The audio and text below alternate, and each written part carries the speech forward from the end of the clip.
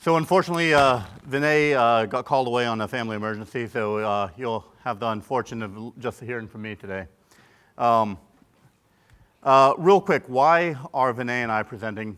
We're planning on presenting this talk together.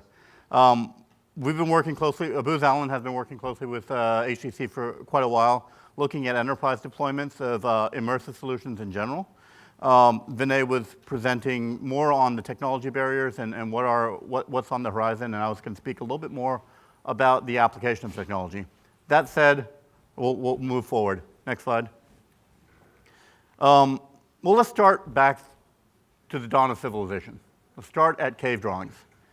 Ever since we started communicating with each other, we've been communicating in 2D. Cave drawings, the printing press, HTML. It's all two-dimensional communication that we use to articulate our thoughts, codify them, academic papers, white papers, web pages. Immersive technology is the first time in human history that we can really, leaving sculpture aside, that we can really communicate ideas in 3 dimensions. Think about what that allows. And this talk is really go through that, what that allows and how this will change the fundamentals of how we work. Well, you guys are all here for any augmented and virtual reality conference. You know the growth metrics that are proposed, are projected in the VR industry. What I also want to highlight on this slide is the growth that's expected in AI. And the real power around this new interface is how these two technologies come together in a meaningful way. 84% of education can benefit from some form of AI. But that goes through all sorts of sectors. And I'll run you through a few examples as we go through. So what do I mean by an immersive transformation? We're talking about intuitive, persuasive, and natural computing. And so what AI allows, added to immersive content, is the ability to interact with computers in a natural way, in a way that doesn't require a change in mental focus, a change of context. Now, we've been through several waves of computing, and each wave has had a different killer app, core company that are driving that wave, and most importantly, a way of what we outsource to the computer. Mainframes, of course, it was basic computation. As we moved through PCs, it was content development. PowerPoint, spreadsheets, Word, et cetera. Mobile started search and research, so we're outsourcing our research. And with immersive technology, we're at the precipice of outsourcing our decision support and creativity support. And that's going to be a theme throughout this, and I want to lay that out up front because that's, when you think about how we work, think about what the computer augments and takes off our cognitive load. So let's play a game of bingo. We all hear these buzzwords all the time, and they're largely independent. What does photogrammetry have to do with natural language processing? Well, really not much. And we go to these conferences, we talk about, we read white papers, and we see this buzzword of unconnected terms. This transformation is uniting these terms in a meaningful and useful way. And we'll start with AR and VR. That's the core interface. It starts visual. As we progress from VR for the enterprise, we're going to start doing a lot more augmented and mixed reality. But what will make that successful, in the same way that I talk to my friend over here, and I point to an object, he knows what I'm looking at because based on the context of where we are, tracking my eyes, seeing what I'm looking at, and gestures. In the same way, a computer needs to be able to understand that level of context for it to be a natural experience. Computer vision, location-based AI is all coming along to make that happen. Now let's take that a step further with extending sensory input. IoT, wearables, brain-computer interfaces, all of that will feed into to make a richer experience.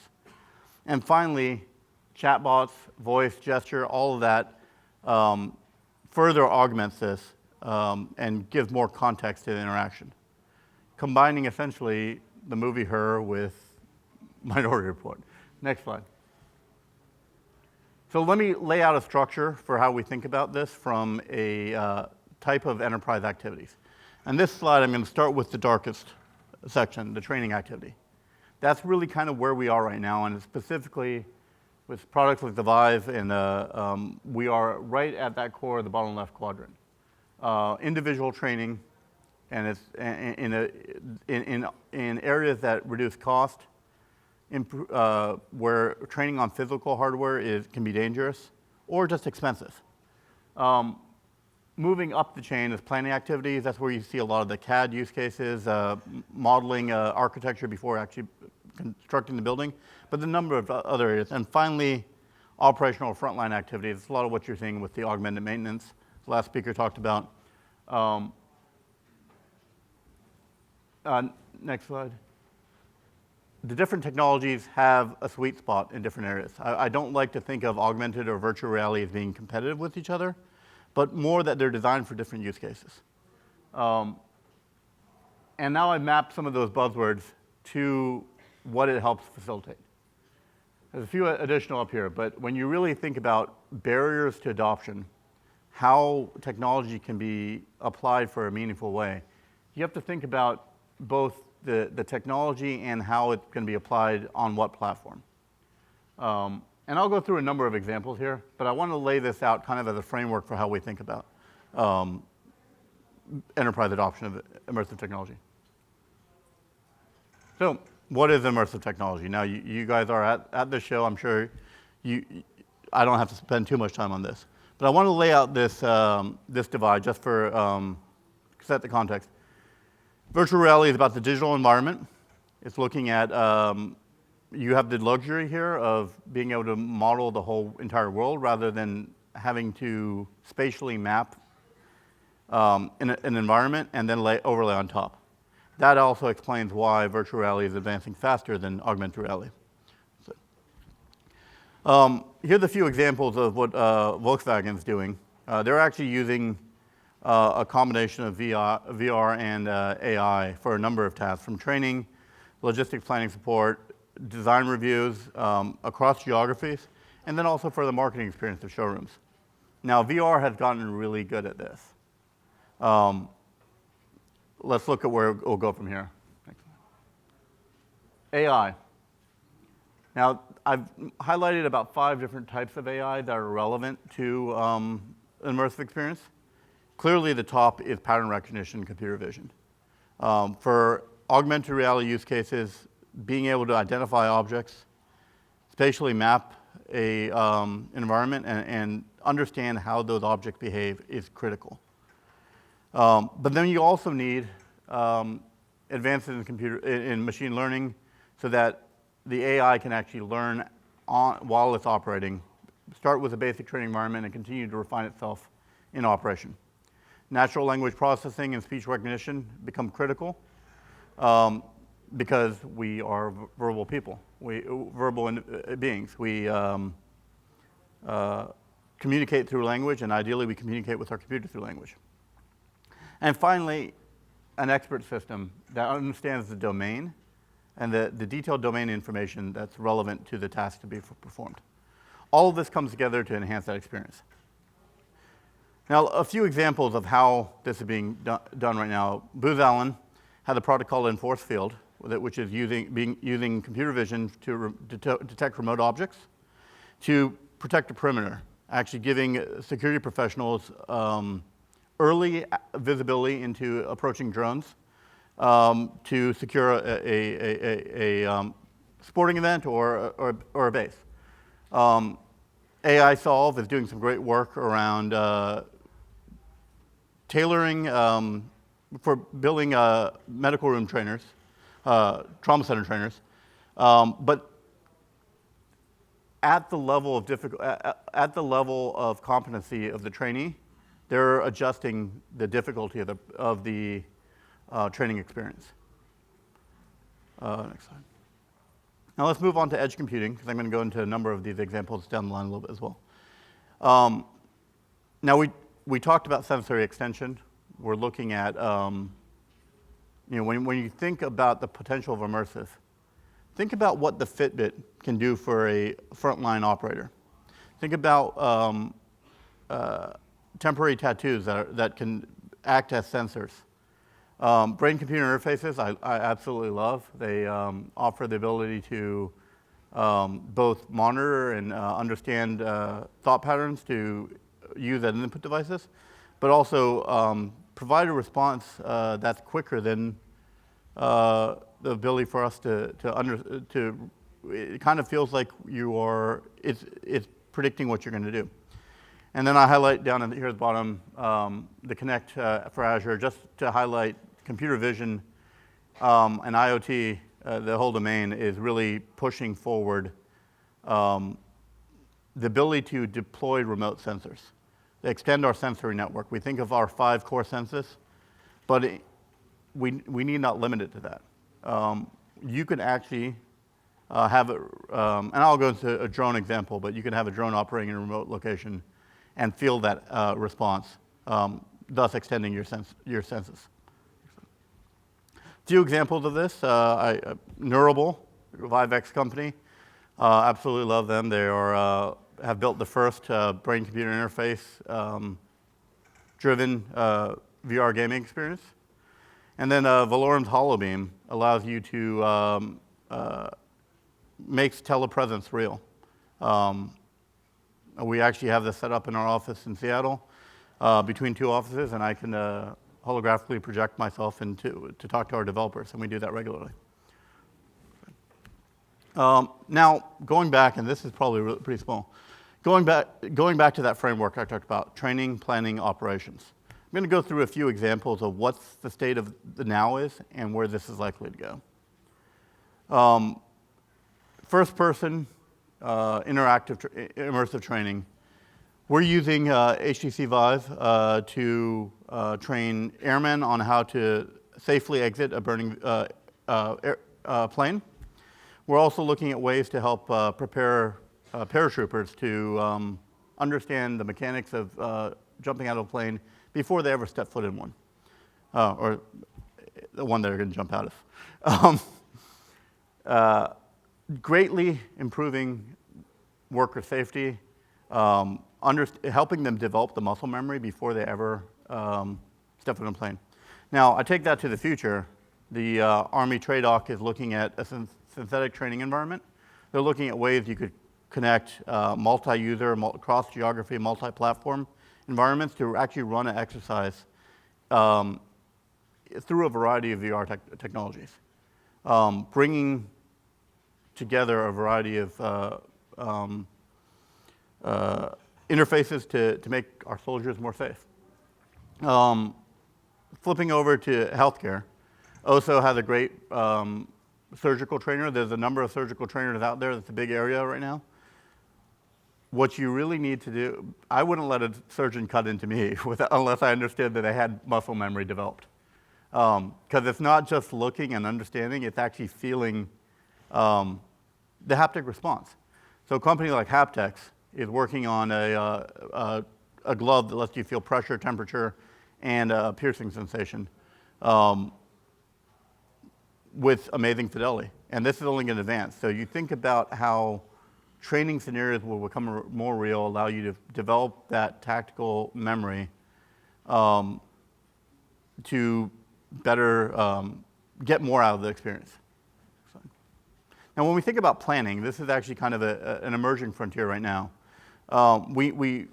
Dirt Environmental and a number of furniture and construction companies are looking at ways that you could plan a building, interior space, custom order, furniture, what have you, based on virtual reality selection of material. Where I see this going, and now we think about IoT and how that's going to integrate. Remember that scene from Jurassic Park? It's a Unix system. It tells you everything. That concept can be real. We're not far, not the Unix part. I mean, but the ability to fly into an actual building and understand the sensor, where the sensor network is, what devices might be down, might be up, Actually managing an operations center in 3D holds a lot of promise. And the ability to immediately change perspective from first person, I'm in the operating center, to I understand what that sensor is and what this view of the world is, can be really powerful. Now let's look at Booz Allen right now is working with the Navy to develop the first VR mission planner. So we're actually mapping a variety of data that goes into planning submarine missions in VR to reduce the cognitive load and better communication across analysts deciding on what their mission plan is. We actually had you take that now a few steps forward and you move towards towards Avatar, where you have, again, that 3D operations center and then the ability to telepresent, locate yourself into a remote drone, see what that drone is seeing, understand, and we've actually had some conversations with about after Hurricane Harvey, looking at what could have been done to ascertain water levels in a disaster scenario through a telepresence drone. So all of this will come together. The question is how and when and what's the right best to make at what time. Next slide. On the operations side, again, grows out of training. Raymond is working with Free Range Games to develop they've developed a forklift trainer, looking at ways that you could train forklift operators to be more safe before they ever sit in a forklift. Again, this will extend on to remotely operating mining vehicles or integrating of autonomous car-based AI into a more enhanced experience.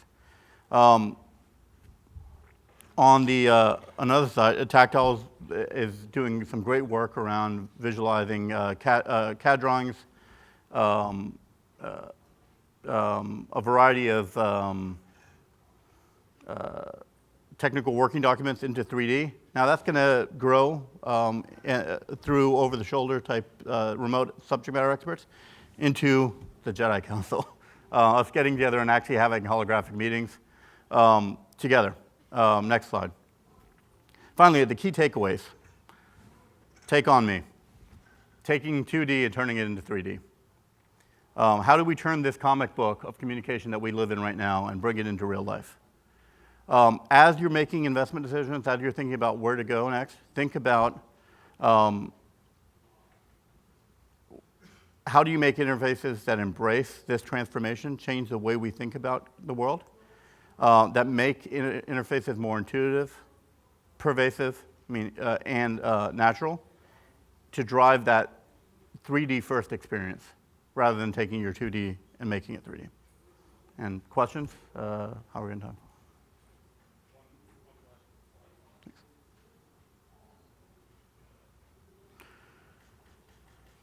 Our studies of either efficient-based first interaction training,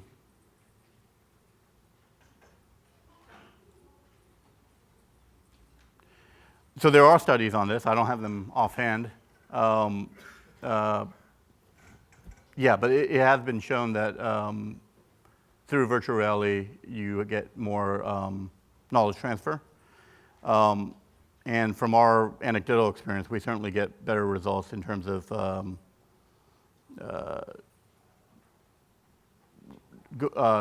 performing a operation checklist. People just naturally move their arms to the right place, remove the safety harness, et cetera. But I don't have the studies offhand. Thank you. Thank you for your time. Thank you.